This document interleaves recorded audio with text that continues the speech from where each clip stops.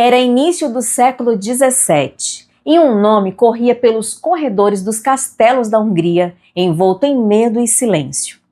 Elizabeth Báthory, uma mulher de sangue nobre, riqueza inimaginável e uma reputação tão macabra que atravessou séculos. Ela ficou conhecida como a Condessa Sangrenta ou a Condessa Drácula. Mas afinal, Elizabeth foi realmente uma assassina em série, responsável por centenas de mortes, ou teria sido vítima de uma das maiores conspirações políticas da Europa? Elizabeth Báthory nasceu em 7 de agosto de 1560 em Nyírbátor, não sei se é esta a pronúncia, região que hoje pertence à Hungria. Ela fazia parte de uma das famílias mais poderosas da Europa Central, os Báthory, que governavam territórios vastos da Hungria e Transilvânia. Seu pai, George Báthory, era barão do ramo Ecsed. Sua mãe, Anna Báthory, vinha de outra parte da mesma família. Ou seja, Elizabeth já nasceu fruto da consanguinidade típica da nobreza, prática que muitos historiadores acreditam ter contribuído para doenças e comportamentos instáveis. Dizem que, ainda criança, ela sofria convulsões, provavelmente provocadas por epilepsia, que naquela época não era uma doença tão conhecida e tinha métodos de tratamento bem peculiares e bizarros. Eles passavam sangue humano nos lábios e faziam misturas feitas com fragmentos de ossos. Será que foi aí que nasceram os primeiros mitos sobre sua obsessão pelo sangue? Além disso, Elizabeth cresceu em meio a histórias de castigos brutais. Documentos relatam que ela presenciou execuções e torturas de servos ainda muito jovem. E aí eu pergunto para vocês, será que uma criança criada em um ambiente como esse poderia crescer de outra forma? Não há nada comprovado, mas existe uma história que diz que ela presenciou um homem ser costurado ao estômago de um cavalo por ter cometido um crime, que foi um roubo. E ela gargalhou ao ver a cena da cabeça do camponês saindo do corpo do animal. Aos 11 anos, Elizabeth foi prometida em casamento ao conde Ferenc Nadasdy, herdeiro de uma outra família poderosa. O casamento aconteceu em 1575 em uma cerimônia grandiosa com mais de 4.000 convidados. Elizabeth tinha apenas 15 anos e o seu marido 19. Com o tempo, Ferenc se tornou comandante do exército húngaro contra os turcos otomanos, o que o deixava ausente por longos períodos. Ele amava a guerra e era um grande guerrilheiro. Inclusive, ganhou o apelido de Cavaleiro Negro da Hungria devido à sua reputação cruel e desumana.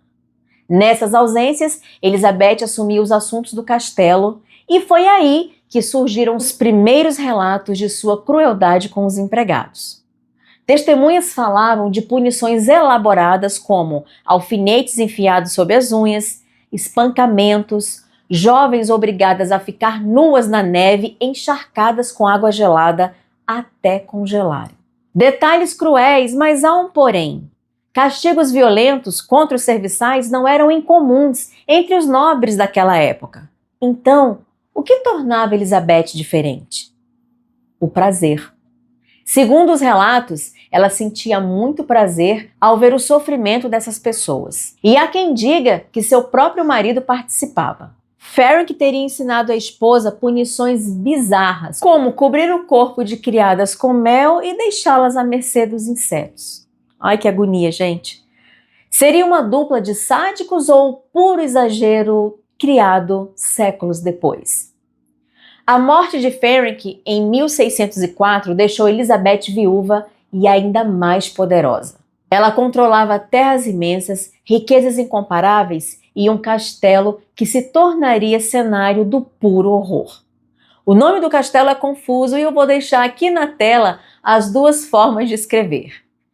Em eslovaco, esse daqui, e em húngaro, esse daqui. Desculpa, gente, eu realmente não sei qual a pronúncia correta, então eu preferi escrever para vocês verem. E é nesse período que surgem os relatos mais chocantes. Jovens eram atraídas para o castelo com promessas de trabalho e lá desapareciam. Servas falavam de torturas inimagináveis, queimaduras, mutilações, corpos desfigurados. Uma testemunha afirmou que Elizabeth chegava a morder as vítimas, arrancando pedaços de sua carne. Outra dizia que ela gostava de ver o sangue escorrendo, como se fosse um elixir da juventude. E é nesse ponto que nasce a lenda mais famosa, o banho de sangue. A história conta que, ao se irritar com uma criada, Elizabeth a golpeou com tanta força que o sangue espirrou no seu rosto, e quando ela foi limpar, percebeu que aquela parte que foi suja parecia bem mais jovem.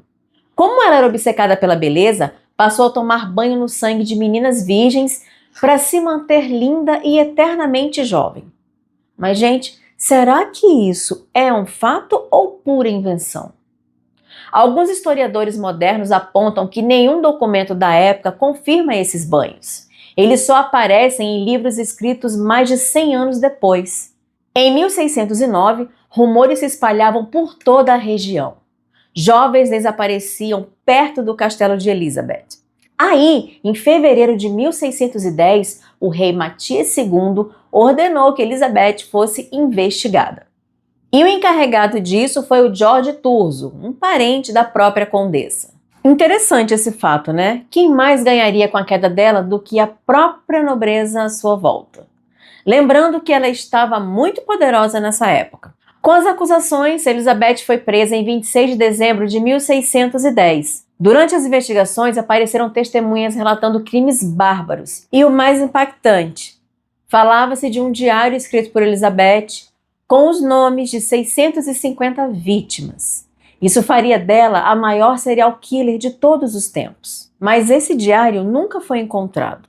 Será que ele existiu de verdade ou foi apenas parte da acusação para destruí-la? Seus cúmplices, no entanto, foram julgados e executados brutalmente. Já Elizabeth, por ser nobre, recebeu outra sentença: prisão perpétua em solitário.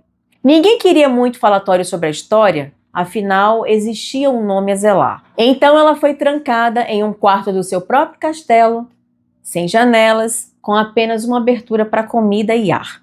E ali ficou presa por 4 anos, até ser encontrada morta em 21 de agosto de 1614, aos 54 anos de idade. Sua morte não foi registrada com detalhes. Encontraram pratos intactos ao lado de seu corpo. Será que ela teria morrido dias antes sem que ninguém percebesse? Como eu já falei anteriormente, ninguém queria muitos holofotes nela. Não se sabe exatamente o motivo. Toda essa história seria uma trama política ou de fato era tudo verdade e não queriam manchar o nome da família? Depois de sua morte, os documentos do julgamento foram lacrados. O rei Matias proibiu que seu nome fosse mencionado. E por séculos, Elizabeth desapareceu da história oficial. Foi só em 1720, quando um padre jesuíta chamado Laszlo Turoczi publicou um livro sobre a Hungria, que a história ressurgiu. E foi nesse livro que apareceu pela primeira vez o suposto banho de sangue. Ou seja, talvez nunca tenha acontecido. Talvez seja só mito para deixar a história ainda mais bizarra. Ao longo do tempo, escritores e artistas transformaram Elizabeth em um ícone do mal. Bram Stoker se inspirou nela e em Vlad, o Empalador, para criar o seu Drácula. Lady Gaga interpretou uma versão da Condessa na série American Horror Story. E, até no Brasil, ela apareceu como inspiração na novela O Beijo do Vampiro. A história dela entrou para o Guinness Book como a maior mulher assassina de todos os tempos. Existem várias versões dessa história, onde tem uma que conta que, com o passar do tempo, ela começou a ficar sem dinheiro e se transformou em uma assassina desorganizada e imprudente. Segundo a lenda, ela acreditava que o sangue das jovens pobres já não fazia mais efeito para sua jovialidade e beleza. Então, ela mudou o foco. Para ganhar dinheiro e continuar o processo de rejuvenescimento, ela abriu uma escola de formação para meninas ricas. Recebeu as jovens em casa, planejou tudo sem pensar nas consequências e deu um fim nas meninas. E a história que ela contou depois foi que uma das garotas ficou com muito ciúme e tirou a vida de todas as meninas e depois tirou a própria vida. Simples assim. Ninguém acreditou na Condessa e isso deu uma confusão enorme e famílias importantíssimas da região choravam ali pela perda da filha. Mas no meio de tantas lendas, uma pergunta continua. Elizabeth foi uma assassina em série obcecada por juventude ou apenas uma mulher rica demais, poderosa demais, que precisava ser derrubada?